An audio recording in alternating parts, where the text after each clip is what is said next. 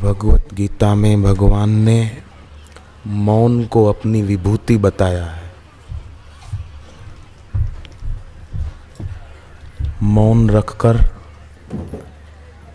जो व्यक्ति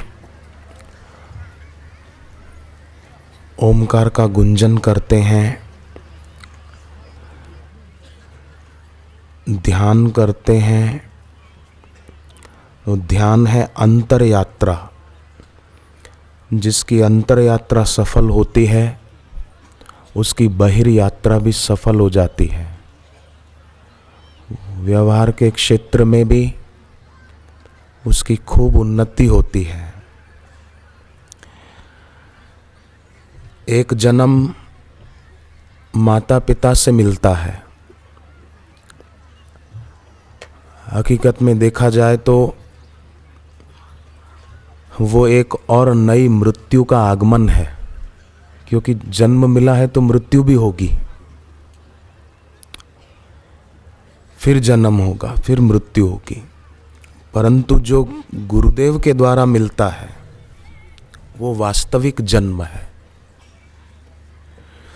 उसमें मृत्यु नहीं है बल्कि मुक्ति है। विफलता नहीं है, सफलता है। दुख नहीं है अपितु आनंद है। अशांति नहीं है, असीम शांति है। बाकी जिनको सत्संग नहीं मिला,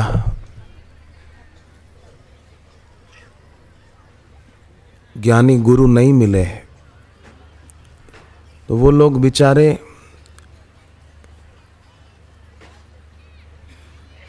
कमाते हैं कम, गंवाते हैं ज्यादा। और जो गंवा रहे हैं उसका उनको पता भी नहीं चलता कि हम गंवा रहे हैं, अपनी आयु गंवा रहे हैं।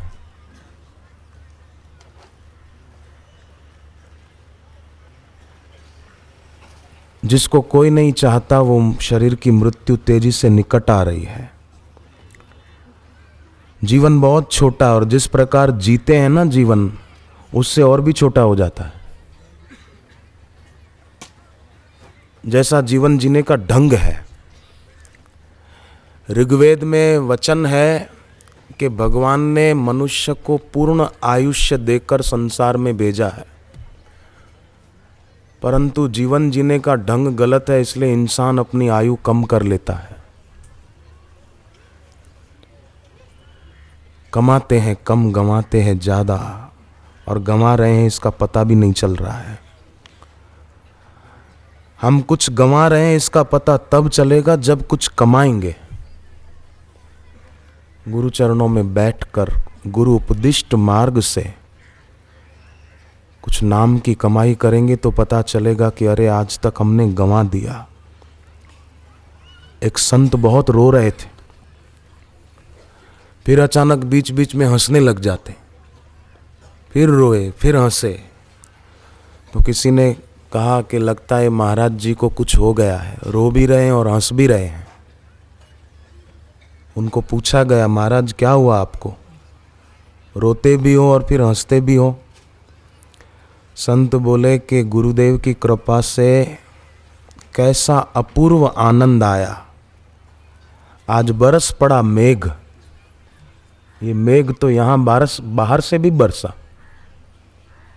और दीक्षा के द्वारा गुरु के अंतर्मन से बरसा। बाहर का मेघ बरसता है तो धरती के अंदर छुपे हुए बीज तक पानी पहुंच जाता है, और बीज धरती की कठोर तह को तोड़कर आकाश की ओर ऊंचा उठता है। ऐसे ही गुरु के हृदय से जब कृपा का मेघ बरसता है तो साधक का जीवन भी ऊंचा होने लगता है।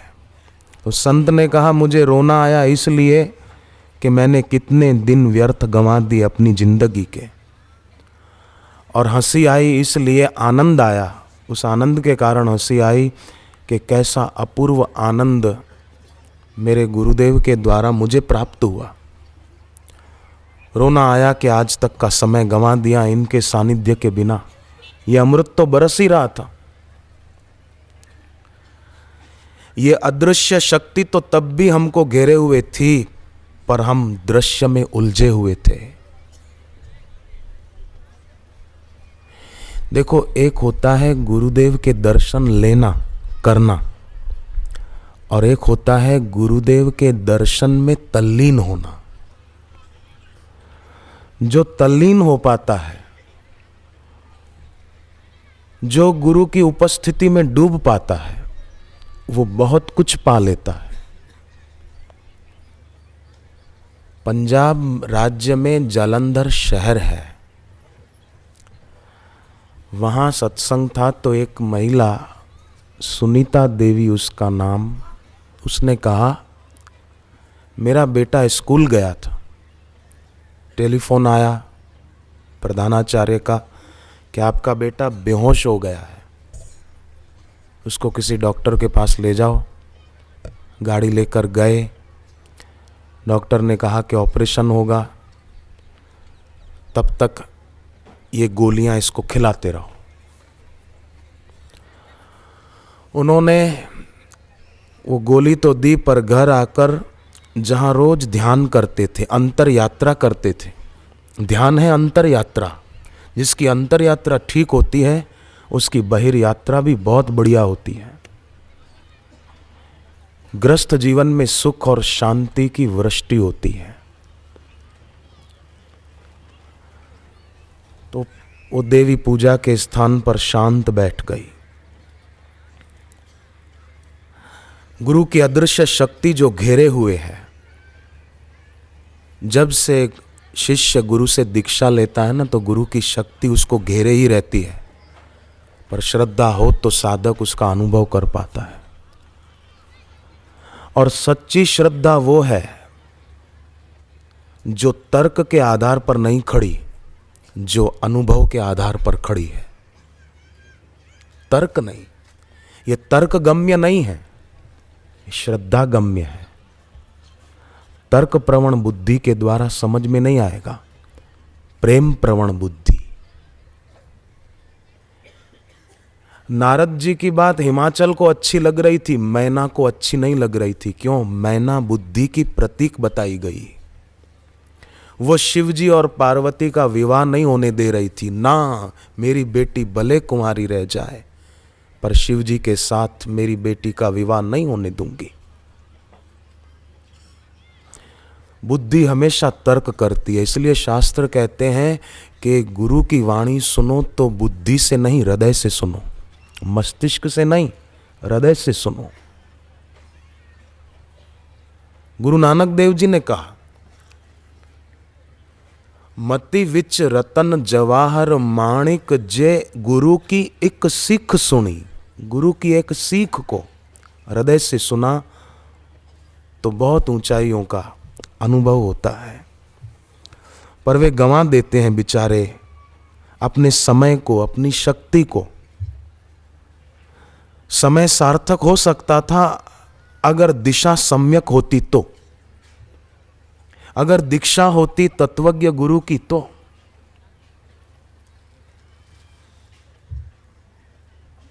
बिना तत्वज्ञानी गुरु की दीक्षा के व्यक्ति को दिशा का पता नहीं चलता। एक जहाज जा रहा था,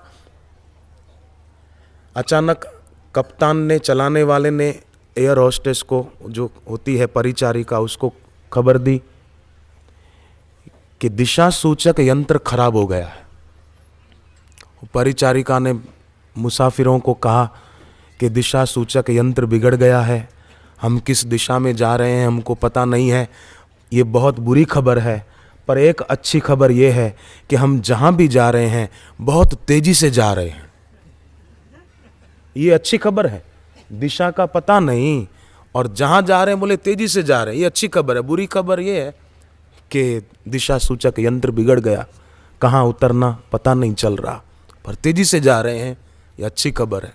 अब पेट्रोल खत्म हो जाएगा, फिर तेजी से ऊपर ही चले जाएंगे सीधे। विज्ञान व्यक्ति को गति दे सकता है, विज्ञान व्यक्ति को दिशा नहीं दे सकता। दिशा तो गुरु की दीक्षा ही दे सकती है। बिना दिशा के व्यक्ति के जीवन में कितनी भी गति हो, कहां पहुंचेगा क्या पता। इसलिए दिशा चाहिए। दिशा नहीं होगी तो व्यक्ति विदिशा चला जाएगा। विदिशा, एक विदिशा है भोपाल के पास। विदिशा माने विपरीत दिशा, गलत दिशा।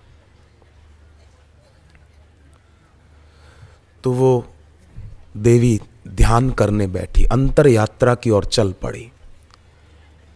फिर आंखें खोलकर गुरुदेव की तस्वीर जो सामने पूजा के स्थान पर रखी थी उसको एक टक देखा।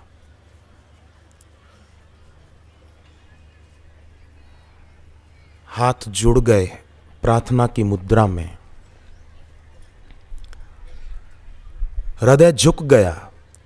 कईयों का सिर तो झुकता है गुरु के चरणों में, पर हृदय बिना झुके ही रह जाता है। और जब हृदय बिना झुके रह जाता है तो ऐसा शिष्य गुरु से पूरा लाभ नहीं उठा पाता। हृदय झुकना चाहिए, हृदय पूर्वक का प्रणाम होना चाहिए। नहीं तो प्रणाम केवल औपचारिकता होगी, प्रणाम नहीं होगा। ब्रह्मा जी ने तो कैवल्य उपनिषद में गुरु को प्रणाम करने का तरीका बताया है कि गुरु को प्रणाम कैसे करो। विविक्त देशे वसुखासनस्थ समः शिरोग्रीव शिरः शरीरः अत्याश्रमस्थ सकलेन्द्रियाणि निरुद्ध भक्त्या स्वगुरुं प्रणम्य। अपने गुरु को प्रणाम कैसे करना ये ब्रह्मा जी बताते हैं कैवल्य उपनिषद में। विविक्त देश है, अपने गुरुदेव को प्रणाम करो, अकेले में करो। अकेले में करो मतलब गुरु जी हो और दूसरा कोई ना हो, ये अभिप्राय नहीं। सारी इच्छाओं का अंत करके, मुझे कुछ नहीं चाहिए, आपका दर्शन मिल गया, आपसे दीक्षा मिल गई, दिशा मिल गई, ये क्या कम है जो हम और कोई मांग रखें। ये ऐसे इस भाव से प्रणाम करें। उसने प्रणाम किया, हाथ जुड़ गए, हृदय झुक गया कि आपकी जो मर्जी गुरुदेव। गुरुदेव ने प्रेरणा दी, चिंता न करो, जल भर के रखो कटोरी में, उसमें देखते हुए जप करो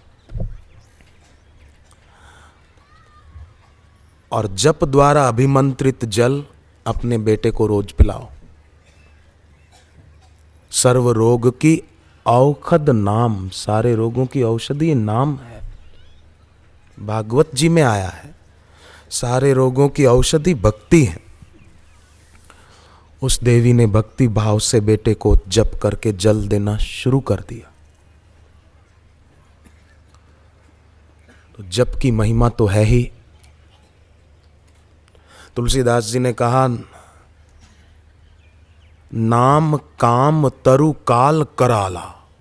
भगवान का नाम कल्प वृक्ष है और कराल काल के समान है। जैसे काल सबको खा जाता है, ऐसे ही वो सब पापों को, सब दोषों को, रोगों को, बुराइयों को खा जाता है। फिटकरी कैसे पानी को शुद्ध कर देती है। नाम काम तरु काल कराला सुमिरत समन सकल जग जाला। सारी जग की झंझटें वो नष्ट हो जाती है। ऐसी इसकी महिमा है। वो बच्चा ठीक होता गया, ऑपरेशन की जरूरत नहीं पड़ी, न कभी बात की उसने। केवल दूर बैठकर ही सुमिरन मात्र से मानसिक संबंध जोड़ के अपना काम बना लिया।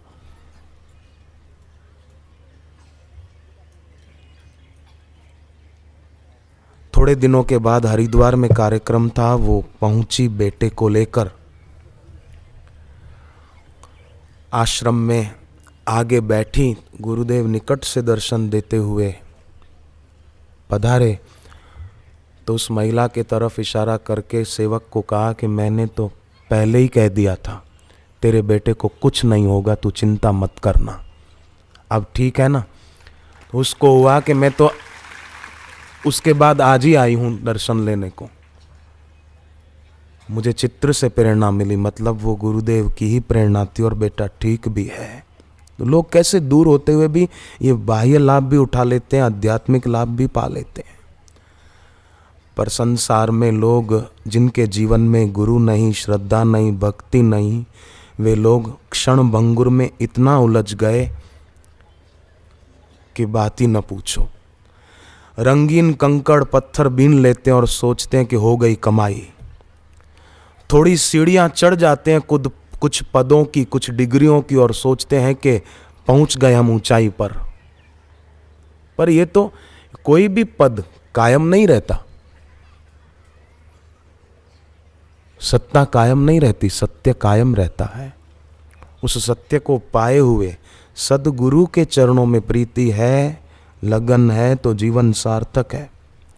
बाकी उनके बिना जो जीवन जीते हैं उस जीवन में असफलता और विषाद निश्चित है। आप देखो, दुर्योधन ने बात नहीं मानी श्री कृष्ण की, और मैत्रेय ऋषि ने बहुत समझाया दुर्योधन को, महाभारत में वर्णन है, परंतु बात नहीं मानी। विनाश हुआ कि नहीं हुआ, आप सोचो। कर्ण को बहुत समझाया भगवान ने, बात नहीं मानी और दुर्योधन की दोस्ती जारी रखी, परिणाम विनाश आया। बाकी कर्ण आदमी साधारण नहीं था, सूर्य के अंश से पैदा हुआ था। अर्जुन इंद्र के अंश से जन्मा था। रामा अवतार में सुग्रीव सूर्य के अंश से जन्मे थे, वाली इंद्र के अंश से। परंतु भगवान राम ने सूर्य के अंश से पैदा हुए सुग्रीव की रक्षा की और इंद्र के अंश से जन्मे वाली को मार डाला। और कृष्ण अवतार में विपरीत हुआ, सूर्य के अंश से पैदा हुए कर्ण को मरवा डाला और इंद्र के अंश से पैदा हुए अर्जुन की रक्षा की। क्यों? कि अर्जुन ने बात मान ली और कर्ण ने बात नहीं मानी। जो अपने हाथ में कंकड़ पत्थर और रेती पकड़े हुए है वो हीरे कैसे पकड़ पाएगा? शांति, उनको निकल जाने दो, शांति से, बड़बड़ नहीं करें, उनको निकल जाने दो चुपचाप। बस जा रही थी, बस एसटी बस होती है ना सरकारी, तो एक आदमी बहुत देर से बातें ही किए जा रहा था। बातें करते करते आखिर वो बोला अपने साथ वाले यात्री को कि ये बस जब से चली तब से खड़ खड़ खड़ खड़ कर रही है। तो वो बोला तू भी कम नहीं है बस से, जब से बस चली तू भी बड़बड़ बड़बड़ बड़बड़ कर रहा है, तू चुप बैठना थोड़ा। तो कईयों को आदत पड़ जाती है फालतू बातें बोलने की, और कई बुद्धिमान होते हैं जो मौन रखते हैं। उनको सत्संग से ज़्यादा जरूरी काम और कोई नहीं लगता। ये बड़ा जरूरी काम है। दूसरा काम होगा कि नहीं होगा इसमें तो शंका है, पर मरना होगा कि नहीं इसमें कोई शंका है? बोलो, है शंका? ये तो पक्का होगा। दूसरा काम होगा कि नहीं ये अभी विचार नहीं है। बुद्धिमान वो होते हैं जो अपने जीवन काल में ही जीवन ढंग से जीते हैं, और जो बेचारे ही होते हैं वो जीवन ढोंग से जीते हैं। जीवन ढंग से जीना कल्याणकारी होता है, ढोंग से जीना वो कल्याणकारी नहीं होता। उसमें फिर संताप का फल लगेगा, संताप का, शोक का, दुख का। तो जितना जल्दी व्यक्ति संभल जाए तो अच्छा है। 10 दिशाएं हैं, पूर्व, पश्चिम, उत्तर, दक्षिण, वायव्य, ईशान, नैऋत्य। ये 8 ये हो गई। 10 9वीं ऊपर ऊर्ध्व दिशा, नीचे 10 दिशाएं हैं। परंतु एक 11वीं दिशा है, वो बाहर नहीं, वो भीतर है। दसों दिशाओं में तो गति करते हैं, मरने के बाद तामसी होगा तो अधोगति को जाएगा, सात्विक होगा तो ऊर्ध्व गति को जाएगा। ऊर्ध्वम गच्छन्ति सत्वस्था, मध्य तिष्ठन्ति राजसः, जगन्य गुण वृत्तिस्था, अधो गच्छन्ति तामसा। बुद्धिमान वो है जो 11वीं दिशा जो भीतर है उसकी ओर चले, और उस 11वीं दिशा की ओर चलने वाले व्यक्ति को कैसे कैसे विलक्षण अनुभव होते हैं, आपको सुनकर भी आश्चर्य लगेगा।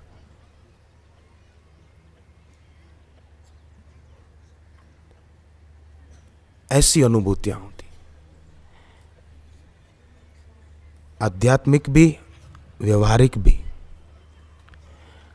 बापूजी ने एक बार सत्संग में मंत्र बताया कि अगर किसी को न करे नारायण कभी कोई सांप काटे या सांप का डर हो तो नगर नगर नगर नगर, गर माने जहर, न माने नहीं, न रहे, जहर का प्रभाव न रहे, नगर नगर।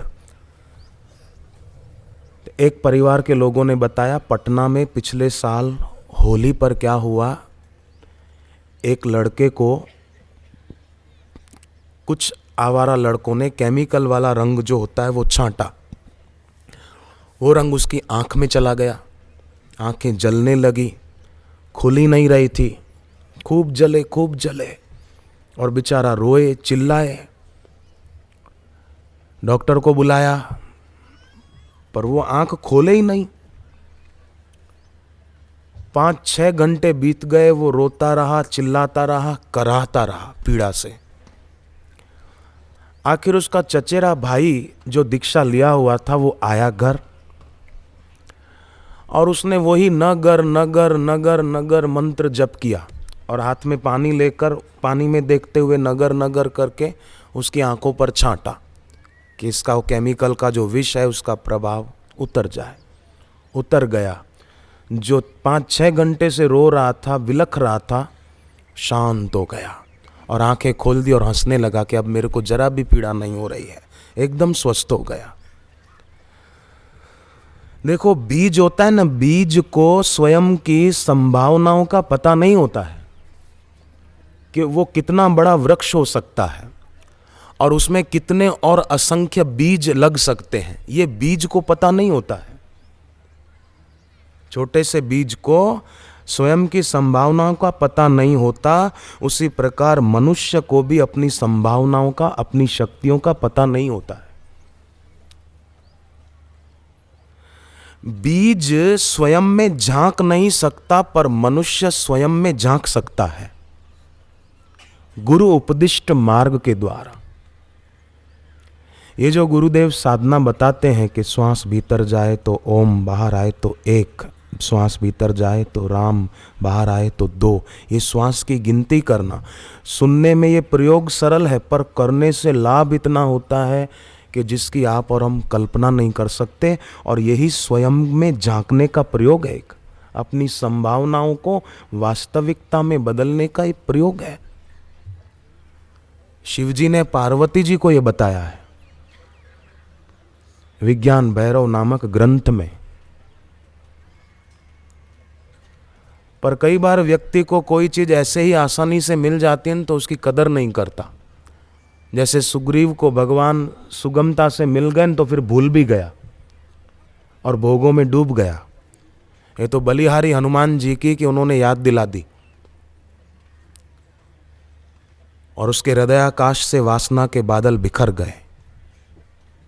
और फिर प्रभु चरण में पहुंचकर सुग्रीव ने कहा, प्रभु सो ही गुणज्ञ सो ही बड़ भागी, जो रघुवीर चरण अनुरागी। लोग पैसे वाले को देखकर बोलते हैं कि ये भाग्यशाली है, पर वास्तव में भाग्यशाली वही है जिसके दिल में भक्ति है।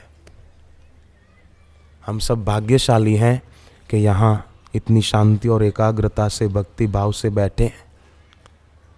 10 दिशाओं में तो संसारी दौड़ रहे हैं, हम 11वीं दिशा जो भीतर की ओर उधर जा रहे हैं। 10 दिशाएं दृश्य की ओर, 11वीं दिशा वो दृश्य के प्रकाशक की ओर है, जहाँ गुरुदेव ले जाना चाहते हैं, ले जा रहे हैं। तुलसी कृत रामायण में शिष्य के लक्षण बताए हैं शिव जी ने कि शिष्य क्या करे कि सिर धरी आयसु करिए तुम्हारा, परम धर्म ये नाथ हमारा। ये परम धर्म है कि जो अपने हितैषी कहें वो करें।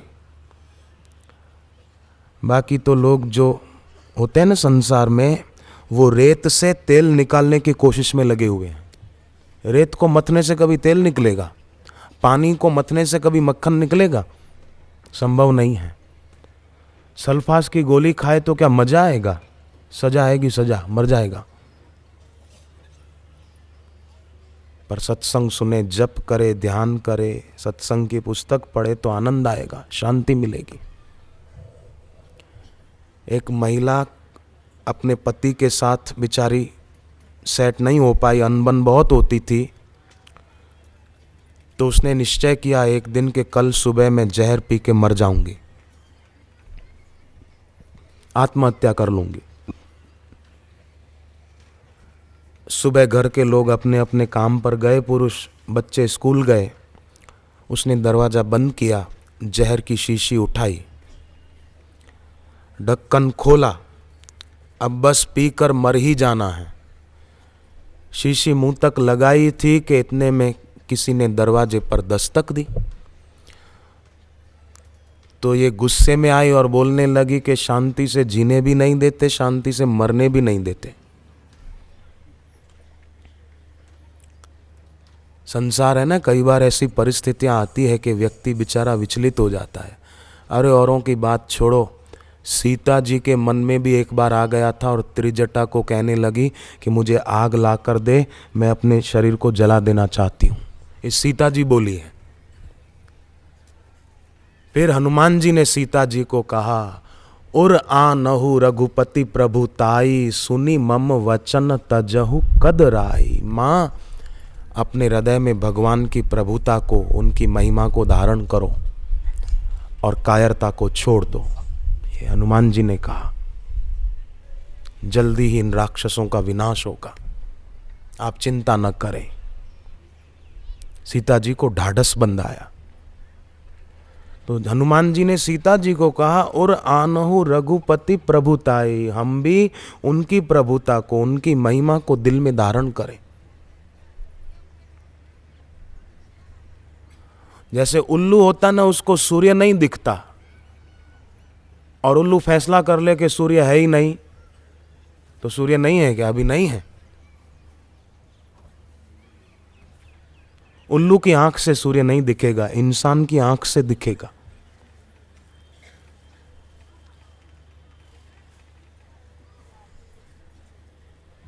वो महिला दरवाजा खोलने गई, देखा कि ऋषि प्रसाद के सेवादार हैं, हर महीने नया अंक जो दे जाते थे वो थे। उसने कहा जल्ला करके, अभी आपको टाइम मिला ये अंक देने का? बोले बहन जी मैं तो दोपहर के बाद आने वाला था, पर न जाने क्यों मुझे अंदर से बापूजी कह रहे थे कि इनके घर तो अभी देख आ, इनके घर अभी देख आ, तो मैं रह न सका, इसलिए आ गया। ले लो, नया अंक है इस महीने का। वो बहन ने लिया और तस्वीर देखी तो बहुत रोना आया उसको। फिर अंदर कुछ वचन पढ़े तो उसमें सहनशीलता की, समता की बातें लिखी हुई थी कि जीवन में द्वंद्व सहिष्णुता होनी चाहिए। सुख दुख मान अपमान आदि इसमें शांत रहें। जीवन में वेग सहिष्णुता होनी चाहिए। कभी काम आता है, कभी क्रोध आता है, तो उसके वश न होना, ये वेग सहिष्णुता है। तीसरी जीवन में होनी चाहिए परमत सहिष्णुता। किसी के विचार अपने विचार मिलते नहीं हैं। लाला लजपत राय जी ने एक बार राज ऋषि पुरुषोत्तम दास टंडन को कहा कि हमारे अमुक जगह ट्रस्ट में आप ट्रस्टी रहो और सेवा करो। तो टंडन जी ने लाला लाजपत राय को कहा कि मुझसे ये सेवा नहीं होगी। क्यों नहीं होगी? बोले आपके ट्रस्ट में जो अमुक सज्जन हैं उनके और मेरे विचार आपस में मिलते नहीं हैं। तो लाला जी ने कहा कि विचार विचार की जगह पर है भाई साहब, और सेवा सेवा की जगह पर है। आपके विचार और उसके विचार मिलते नहीं हैं तो उसका मतलब क्या आप सेवा करना छोड़ दोगे? आप ये परोपकार का कार्य छोड़ दोगे? ऐसा कभी भी भूल मत करना। ये सेवा का कार्य तो करो। तो परमत सहिष्णुता और चौथी होती है परोत्कर्ष सहिष्णुता। किसी की उन्नति देखकर उसको सह न पाना ये अनुचित है। तो ये सत्संग की बातें ऋषि प्रसाद पत्रिका में पढ़ी तो उसको शांति मिली, अशांति मिटी, मानसिक तनाव दूर हुआ। उसके हृदय का जो अंजला दिया था वो मानो जल उठा और उसने निश्चय किया कि मैं आत्महत्या नहीं करूंगा। और वास्तव में आत्महत्या होती भी नहीं। हत्या जब भी होती है शरीर की होती है, और शरीर छूटने पर वो बेचारा पछताता है कि अरे शरीर छूट गया, मैं तो हूं प्रेत बन गया। तो विचार दिल से निकाल दिया, सत्संग के वचनों को अपना लिया, समता का सहारा ले लिया। पूज्य बापू ने अपने जीवन में आचरण से समता सिखाई है। बचपन में पिता गुजर गए, सिर से हटी पिता की छाया, तब माया ने जाल फैलाया। बड़े भाई का हुआ दुशासन, व्यर्थ हुए माँ के आश्वासन। छूटा वैभव स्कूली शिक्षा, शुरू हो गई अग्नि परीक्षा। कितने कष्ट आए। सिर से हटी पिता की छाया, छूटा वैभव स्कूली शिक्षा, बड़े भाई का हुआ दुशासन। पर गुरुदेव ने अपने आचरण से शिक्षा दी है। दूसरे अध्याय में, भगवत गीता में दूसरे अध्याय का 40वां श्लोक बड़ा प्यारा है, आप पढ़ के देखना। वो बापूजी ने बचपन में अपने जीवन में आत्मसात करके दिखाया। दूसरे अध्याय में 40वें श्लोक के अंतर्गत भगवान कहते हैं, नेहाभिक्रमनाशोस्ति प्रत्यवायो न विद्यते, स्वल्पमप्यस्य धर्मस्य त्रायते महतो भयात्। समता रूपी धर्म का भगवान ने कहा थोड़ा सा भी पालन करो तो प्रत्यवायो न विद्यते, उसका उल्टा फल नहीं होता है, लाभ ही होता है। तो बापूजी समता में रहे तो फिर करने लगी लक्ष्मी नर्तन, किया भाई का दिल परिवर्तन। दरिद्रता को दूर कर दिया, घर वैभव भरपूर कर दिया।